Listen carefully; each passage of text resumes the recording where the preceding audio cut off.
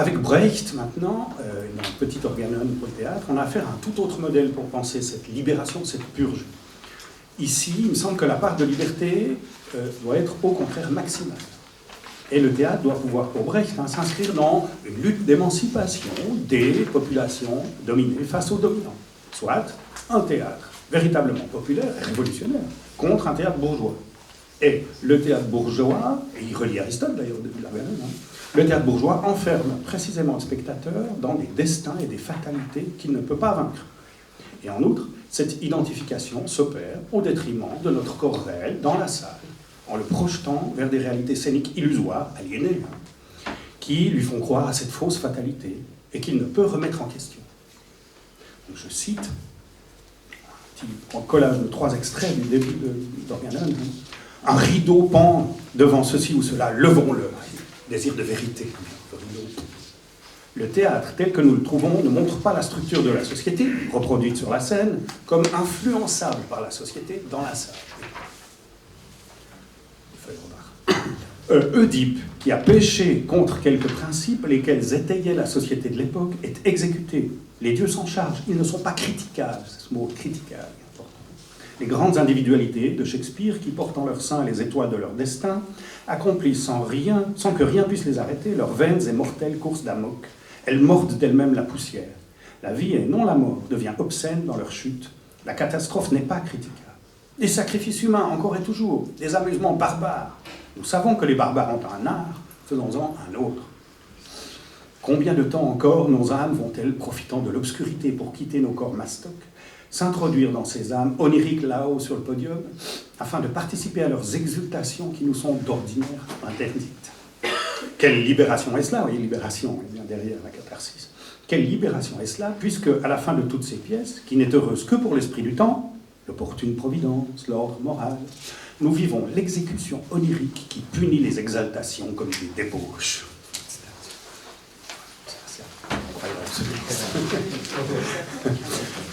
Donc, on voit bien, c'est l'effet de fascination, de contrainte par la forme littéraire et par l'identification au personnage qui doit être brisé dans son principe même.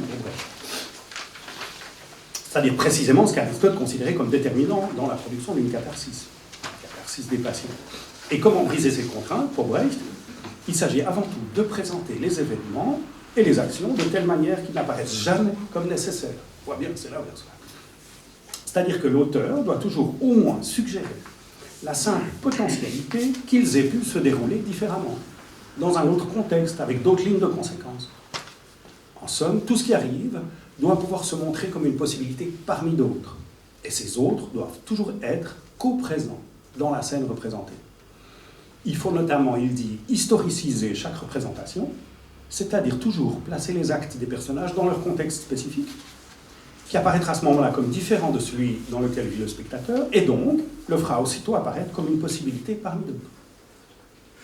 Je cite, c'est l'extrait suivant, si nos personnages sur scène sont mus par des moteurs sociaux et par des moteurs différents selon les époques, nous faisons qu'il est alors plus difficile à notre spectateur de s'identifier. Il ne peut pas tout simplement sentir « moi aussi j'agirais ainsi ». Tout au plus peut-il dire « si j'avais vécu dans telle circonstance » ou un 3 petits points. Et si nous jouons des pièces tirées de notre propre temps comme des pièces historiques, il se peut que les circonstances dans lesquelles il agit lui apparaissent également comme particulières. Et c'est là le commencement de la critique. Dit encore autrement, ça signifie également que la représentation doit conserver en son sein la contradiction inhérente aux différentes intrigues, sans chercher à simplifier ou à rendre unique et nécessaire telle ou telle ligne d'intrigue. Ce très beau passage, j'avoue qu'en tant que phénoménologue, j'ai joui dans ce passage, excusez-moi, c'est à vous. Ce très beau passage du texte de Brecht, où il évoque les différentes esquisses inachevées qui doivent accompagner chaque action comme un nuage de potentialités différentes. Je cite, historicisant, la reproduction aura quelque chose de ces esquisses, qui gardent encore autour du personnage achevé les traces d'autres mouvements et d'autres traits.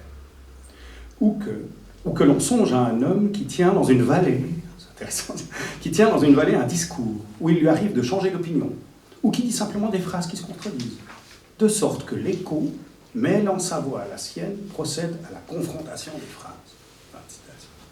Donc on a tout en même temps, les contradictions.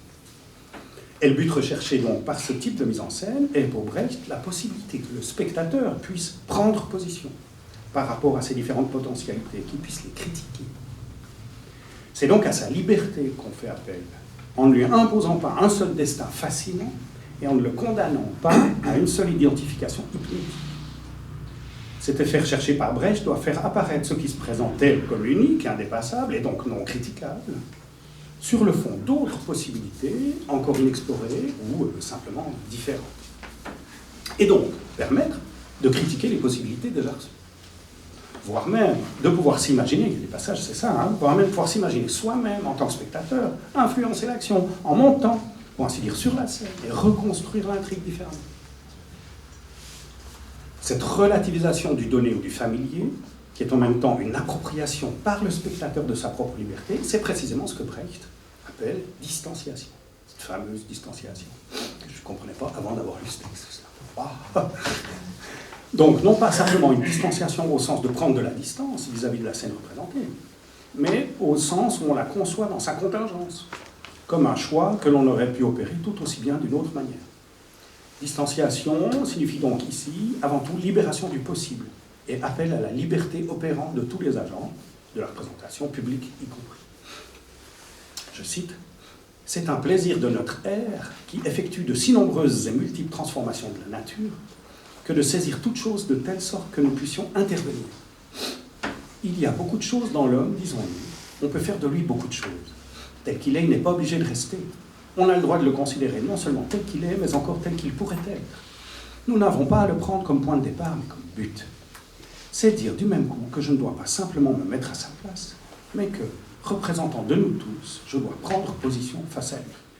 Voilà pourquoi ce qu'il montre, le théâtre doit le distancier. Est-ce que je suis obligé de faire ça parce que putain, un mouchoir de champagne. Qu'est-ce que tu cherches? Un mouchoir. Oh, c'est gentil, merci. C'est bien comme tu veux. C'est un effet de distanciation. Voilà. Donc, Je déteste les conférenciers qui ont la fenêtre. Voilà. Merci, Christophe. Voilà, donc ce que je trouve frappant, moi, dans cette représentation, cette vision du théâtre chez Brecht, donc, et de son effet sur le spectateur, c'est l'absence quasi complète de surprise dans la construction de l'intrigue. On comprend, il me semble qu'une telle surprise ne peut aller qu'avec un aménagement de cette surprise. Et donc avec une construction qui, d'une manière ou d'une autre, conduit, voire force celui qui s'y trouve pris. Il est mené par là où, consciemment, il ne souhaitait pas être mené. Jusqu'à ce qu'un retournement s'opère, qui doit littéralement le frapper. Alors que chez Brecht, à aucun moment, la liberté du spectateur ne devrait être prise en défaut et empêcher sa prise de position en face de ce qu'il voit.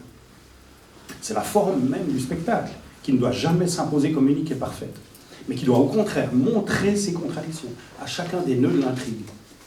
Et la citation suivante est assez frappante à ce niveau-là, je cite, « Afin que le public ne soit pas invité à se jeter dans la fable, comme dans un fleuve pour se laisser porter indifféremment ici ou là, il faut que les divers événements soient noués de telle manière que les nœuds attirent l'attention.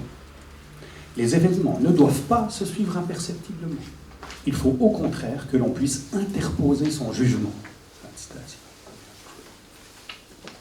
Et donc, une telle absence de surprise va avec le refus d'une identification stricte, individuelle en tout cas. Un refus de l'identification qui se retrouve jusque dans le jeu de l'acteur, pas entière sur le jeu de l'acteur. Et donc, il n'est pas question non plus de catharsis, en somme, puisque aucune accumulation d'émotions ne trouve à se décharger d'un seul coup, au gré d'une action conduite progressivement et qui surprenne le libre jugement du spectateur. Brecht parle bien d'une jouissance propre à ce nouveau théâtre, mais cette jouissance ne vient pas purger le public de ses passions. Elle est plutôt un plaisir pris à contempler les différentes activités humaines au gré d'identifications multiples, diffractées. Notamment dans l'extrait suivant, je cite, « Le théâtre fait ces reproductions praticables de la société qui sont en mesure d'influer sur elle, entièrement comme un jeu. Au constructeur de la société, il expose des expériences vécues par la société, celles du passé comme celles du présent, et cela de manière à faire une jouissance des sensations, aperçus et impulsions que les plus passionnés, les plus sages et actifs d'entre nous tirent des événements du jour et du siècle. que les divertissent la sagesse qui naît de la solution des problèmes, la colère en laquelle la compassion pour les opprimés peut utilement se métamorphoser, le respect pour le respect de ce qui est humain, c'est-à-dire ce qui est amical à l'homme. Bref, tout ce dont se délectent ceux qui produisent. On peut dire en résumé que le théâtre brechtien vise bien un objectif thérapeutique sur son public, à savoir une libération de ses possibilités d'action, et donc une forme de réappropriation de soi. Et il me semble qu'il y va d'une vision commune à toute forme de cure, pour aller rapidement, hein, et on pourrait trouver sans peine des passages de Freud où il parle explicitement de cette reprise en charge de nos possibilités d'action. Réappropriation. En ce sens, la liberté du patient, ou sa déprise vis-à-vis des répétitions aliénantes qui restreignent son existence, constitue bien l'objectif commun à un théâtre d'émancipation comme celui de Brecht et à toute forme de psychothérapie. Par contre, ce qui me semble déterminant chez Brecht, c'est que cette liberté est en somme déjà présupposée chez le spectateur. Si je m'adresse à sa capacité à prendre position à chaque nœud de l'intrigue, à prendre une distance critique face aux différents choix, c'est que cette capacité critique existe déjà chez lui. Je peux lui proposer sur la scène des possibles, des contradictions, et il n'aura qu'à, en somme, recomposer lui-même ses possibles et juger en quoi il peut intervenir dans le cours de l'histoire. C'est cette présupposition qui me paraît problématique, pour le dire clairement. Elle correspond, me semble-t-il, c'est toujours cette prétention de celui qui vient après, ok, voilà. Elle correspond chez lui, à mon sens, hein, à toute une tradition liée, pour faire simple, au projet moderne et cartésien.